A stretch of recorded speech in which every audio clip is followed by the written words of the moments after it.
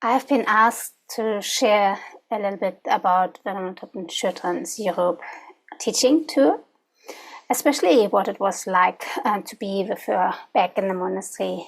She told us a lot of stories about my observation about monastic life in different parts of Europe and the reception of the laity to the Dharma, and why it matters to her to share the Dharma in Europe. So yeah, I will give my best. I'm not sure if I can really answer all those questions, but let's start. And I will show also some pictures of that Europe tour so that you have a better impression of it.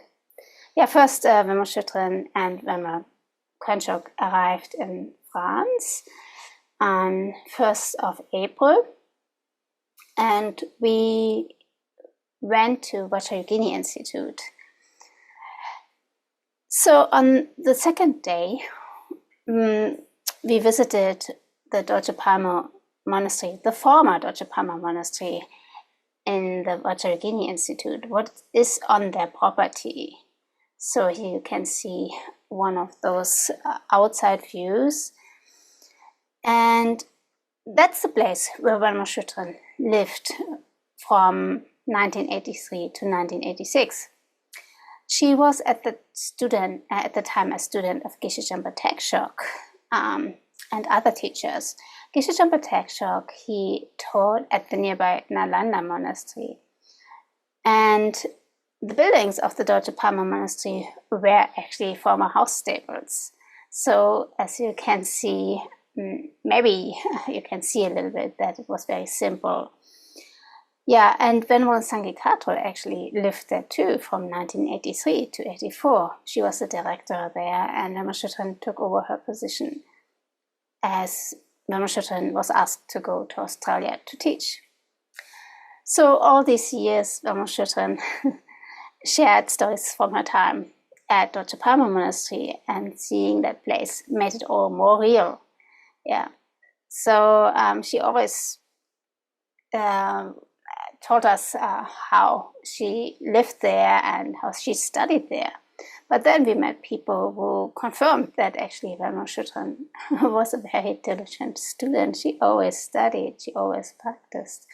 And they related to her with such reverence, with such gratitude. So once Venerable Shutran told us that she actually forgot how beautiful the surrounding of this institute and Dorje Palmo Monastery is, because when you go outside a little bit or still on the property, you can see the beautiful hills and the agriculture, the little villages here and there. So since Venerable Shutran did not remember the beautiness of that place, for me it was a call like, oh, she really was so immersed in the Dharma. She did not put too much attention to the beauty or something like that. For her at that time, the teachings from her teachers were the most important things. Yeah, today the old Dorje Palmo Monastery is not at Vajrayogini Institute anymore. So Mama Chantal, a French nun, she's a long time bhikshuni also, and she established a new place at Dorje Palmo Monastery, but nearby Vajrayogini Institute. So here at this picture, you can see Venerable Shutran and Venerable Chantal just looking at the old Dorje Palmo Monastery building and recognizing the different rooms where the nuns lived and where they studied, where they ate and such. So, but the new building is quite nice. I have no picture yet here, but we met there with several nuns who also live there. But it's still a small community, so not sufficient for for a bhikshuni monastery to do all the rituals and such. Yeah, and many of the nuns, I mean, some of the nuns, there are not so many, they actually just stay there, but they study over during the day at Nalanda Institute, doing the master's program. Yeah, so far there's not a really functioning community, you can say, from the Bhikshuni perspective, that they all do the rituals and can do the rituals. So far it's too small, and maybe in future, when the nuns finish studying at Nalanda, maybe they decide to invest more of their time in building a community and working together.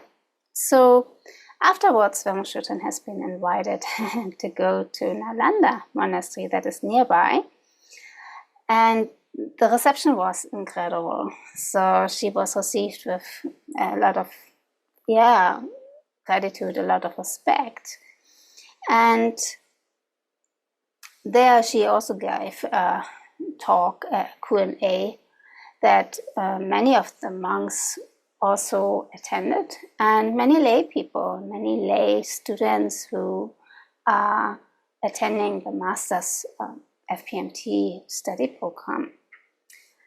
So in the 80s, when Vajrayogini studied at Nalanda, it was different back then. So she studied with monks who haven't been her students, but nowadays the monks who are living there, they're younger than her.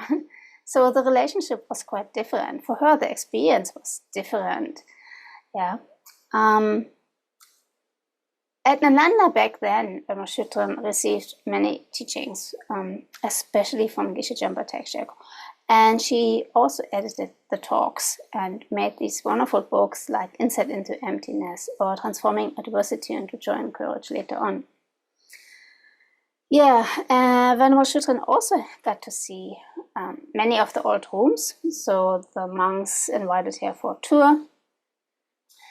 Very kind, and they showed us the old rooms where Geshe Jampa Tekshek resided, or also other rooms where the nuns had tea together and so forth. So it was very nice to go into this old building and see where Vajrayogini moved around.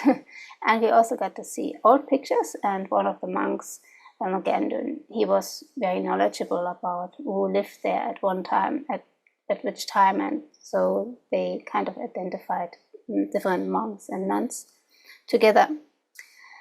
So yeah, and Vajrayogini also met old students from her time back then, students with whom she studied together. They are now respected teachers on their own. Teachers or translators. Yeah, here in that photo you see Vajrayogini giving a Q&A to the monks and also to the lay people who are studying at Nalanda Monastery. So then after France, we went to Switzerland, and there to Bern and Geneva, and we had the opportunity to stay on the countryside and nearby Bern. There Vajrayogini gave also a couple of teachings, one retreat and a talk, but not just to us humans, but also to animals of all kinds. Here she was blessing on daily basis the cows. Some happy, some maybe not so happy cows, we don't know, but definitely her blessing made a difference. Yeah, after a long train ride, we actually entered the Netherlands, and Vajrayogini gave a talk on the 8 worldly concerns, letting go of the worldly concerns in Amsterdam at the Vajrayogini Institute there, and it was very receptive, very joyful.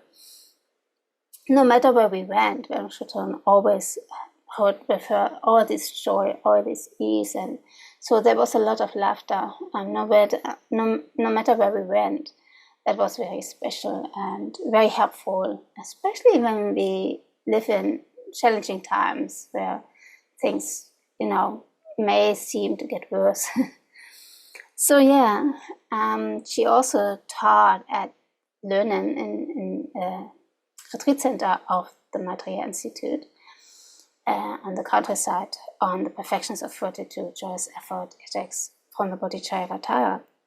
So especially there, the students have been so receptive. They ask a lot of questions and attended with diligence the discussion groups. So yeah, there was a lot of ease and joy and insight, and we recognized that many students have been following her on YouTube and reading her books since many, many years. We also met old friends who actually went to Sravasti Abbey themselves to attend teachings, retreats. So yeah, after another long train ride, we went to Germany and here to Hamburg, first to the Tibetan Center Hamburg. And there met some nuns first from different traditions who were interested to hear from her about the topic of monastics in the West. And she actually started the conversation with, how is life as a nun in the West? For sure, not easy. Most of them replied. Two of the nuns actually, they have established a small nunnery. So Vamushifu, for example, simplicity. But the nunneries are very small, maybe about 2 nuns in each place. And there's another nunnery nearby, also 2 nuns. So there's not a whole lot on monastic life yet in Germany. But I think the respect from the laity is quite extensive, since monastic life has been around since a long time, since the 70s at least. So also the Tibetan monks in the Tibetan Center respect the nuns. So I find that very important. Yeah, at the Tibetan Center, when Oshotan gave talks and another retreat, she also met with the Dharma College in Hamburg that I'm part of. And the students there ask a lot of questions on Buddhism in daily life, but also on living in a spiritual community. And one question I found quite interesting was on, in your experience, they ask, do monastics tend to progress more quickly in their spiritual development than lay practitioners on average? So Venma Shutran replied, it depends on the individual. We all come into this life with different karma, habits, views. Some people come from Buddhist Christian family. I can't say an average who goes fast, but what I can say is that the monastic lifestyle and keeping the precepts is a huge help for doing the Dharma practice. What I have done and could do in the Dharma is based on my monastic life. Why? The amount of attachment, anger. If I had not the protection of precepts and monastic community, I would have made a huge mess in my life. Monastic life really helps, she said. Controlling attachment is really difficult. The more attachment, the more anger. So yeah, Ramshotan answered many, many more really good questions, and I recommend you to watch the YouTube video that you can find on the Sravasti Abbey YouTube channel. So Ramshotan also gave a talk at the Old Center in Hamburg, but also in the retreat center, at the retreat center in Semgeling.